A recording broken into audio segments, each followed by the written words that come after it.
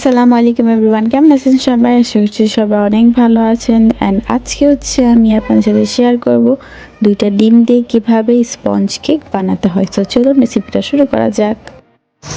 এদিকে আমি নিচ্ছি 2টা ডিম এবং 1 কাপ চিনি।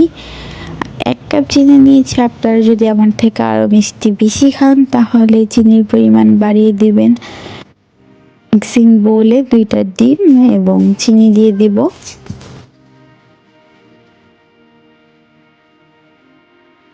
তবে এটাকে ফেটে নিতে হবে। আপনারা চাইলে এদিকে হ্যান্ড বিটারও ইউজ করতে পারেন, যাদের আছে তারা তো অবশ্যই ইউজ করবেন, অ্যান্ড যাদের নাই তারা আমার মতন হ্যান্ড উইক্স দিয়ে কাজ চালিয়ে দিবেন। এটা কিন্তু হ্যান্ড বিটার দিয়ে বিট করলে সময় অনেক কম লাগে, 5-6 মিনিট লাগে। আর হ্যান্ড উইক্স দিয়ে উইক্স করলে অনেক সময় লাগে, 10-15 মিনিটেরও বেশি সময় লাগে।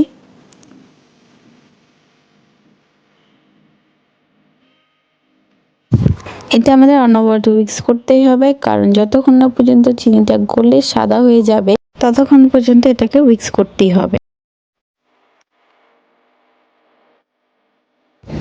এই তো দেখতেই পাচ্ছেন উইক্স করতে করতে অলমোস্ট এটা একটা লাইট কালার চলে আসছে, হয়ে গিয়েছে।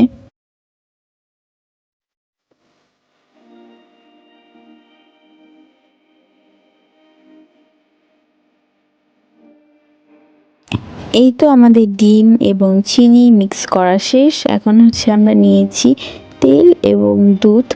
প্রথমে আমাদের তেলটা দিয়ে ভালোভাবে মিক্স করে নিতে হবে।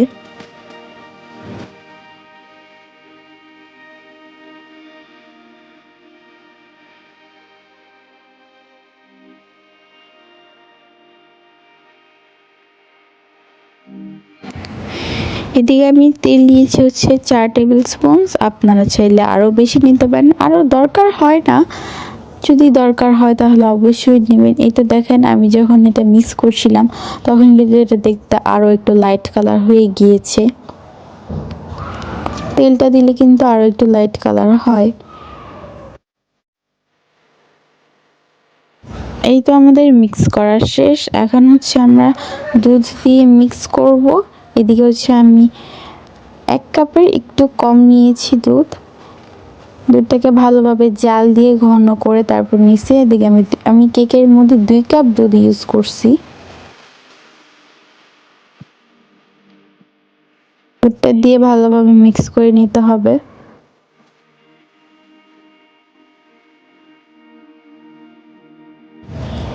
এই তো সুন্দরভাবে মিক্স করা শেষ। এখন 3 কাপ ময়দা চেলে নিব।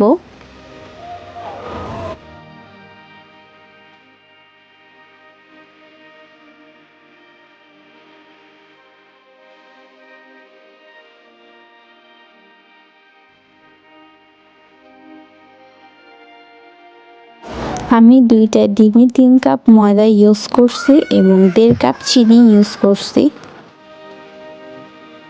চিনিটা কিন্তু যার যার টেস্ট অনুযায়ী ইউজ করবেন।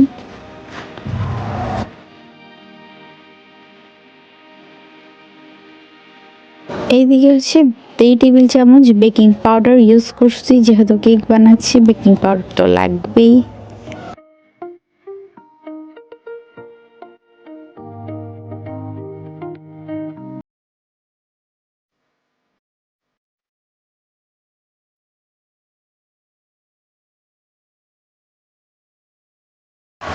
তারপর সবগুলি উপকরণ এখন আমাদের ভালোভাবে চেলে নিতে হবে।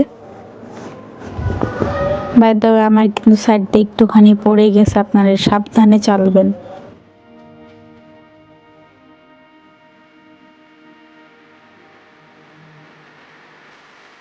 শেষ সবার লাস্টে যেগুলি থাকবে ওগুলিকে ফেলে দিবেন।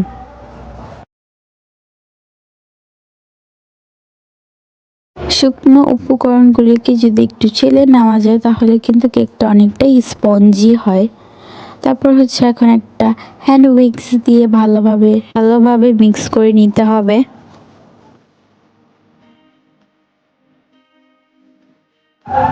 আপনারা কিন্তু কেউ আমার মতো এরকম ঘুরায় ঘুরায় মিক্স করবেন না, তাহলে কিন্তু মিক্স করতে অনেকটাই কষ্ট হয়ে যাবে।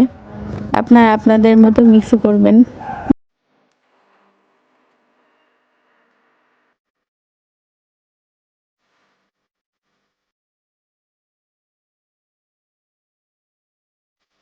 এই তো অনেক কষ্টের পর মিক্স করা শেষ, অনেকটাই ঠিক হয়ে গেছে। এর জন্য আমরা পাতলা করার জন্য 1 কাপ দুধ দিয়ে দিব, তারপর এটাকে মিক্স করব।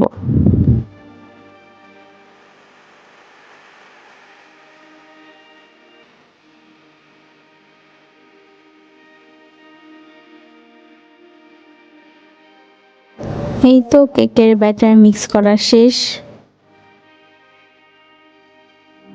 এখন যে থিকনেসটা আছে এটাই কিন্তু একটা কেকের ব্যাটারের জন্য পারফেক্ট থিকনেস। অ্যান্ড আপনারা কেক যত মিক্স করবেন ততই ভালো হবে।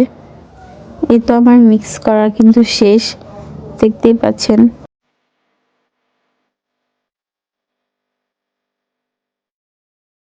আর এদিকে হচ্ছে কেকের যে মোল্ডটা ওইটাকে তেল দিয়ে ভালোভাবে ব্রাশ করে নিতে হবে। সরি, আমি ব্রাশ দিয়ে ব্রাশ করে নিই, হাত দিয়ে ভালোভাবে চারো সাইডে লাগিয়ে নিছি। তেল কিন্তু এদিকে একটু বেশি ইউজ করলেই ভালো হয়, যাতে চারো সাইডে লেগে না যায়।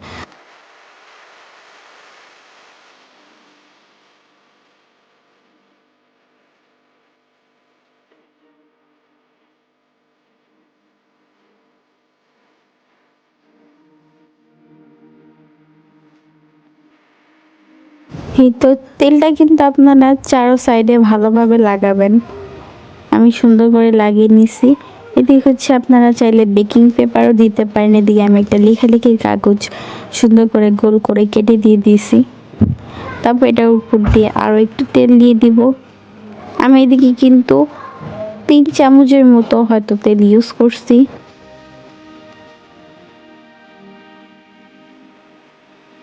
এই তো মোল্ডের মধ্যে চারো সাইডে সুন্দর করে তেল লাগানো শেষ। এখন হচ্ছে কেকের যে মোল্ড ওটার মধ্যে ব্যাটারটাকে সুন্দর করে ঢেলে নিতে হবে।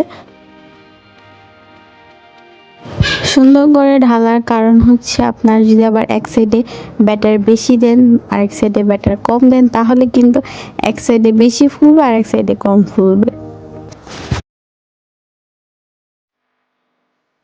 এতে সুন্দর করে আমাদের মোল্ড আউট করা শেষ।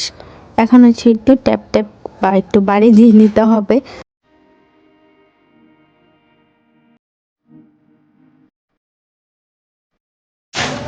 তারপর হচ্ছে এদিকে আমরা একটি সিলভারের পাতিলের মধ্যে কেকের যেই মোল্ডটা ওটা দিয়ে দিব। এটা হতে থাক। আমি কিন্তু একটুখানি কেকের ব্যাটার রেখে দিয়েছিলাম, ওইটা আমি একটি বাটিতে ওভেনে দিয়ে দিয়েছি। এই কেকটা হতে বেশিক্ষণ লাগেনি, 3 মিনিটের মতো লেগেছিল। উপর দিয়ে আমি একটু চকলেটও গ্রেট করে দিয়েছিলাম। দেখতে অনেক সুন্দর হয়েছিল অ্যান্ড অনেক স্পঞ্জি হয়েছিল। অ্যান্ড এদিক দিয়ে আমাদের চুলায় কেকটা প্রায় আধা ঘন্টা লাগছে হইতে, 30 মিনিটের মতো লেগেছিল। এটাও খুবই সুন্দরভাবে ফুলেছে। একদিক দিয়ে ব্যাটার বেশি হওয়ার কারণে ওই দিকটাতে একটু বেশি ফুলেছিল। এটাতে আমি উপর দিয়ে একটু চকলেট গ্রেট করে দিয়েছিলাম, ওইটা আমি দেখাতে ভুলে গেছি। এখন হচ্ছে কেকটা মোল্ড আউট করার পালা। এই তো দেখতেই পাচ্ছেন আমি যে পেপারটা উঠিয়েছি একটুখানিও পুড়িনি বা লেগে যায়নি। কেকটার চার সাইড দিয়ে ব্রাউন কালার হয়েছিল অ্যান্ড অনেক সুন্দর হয়েছিল।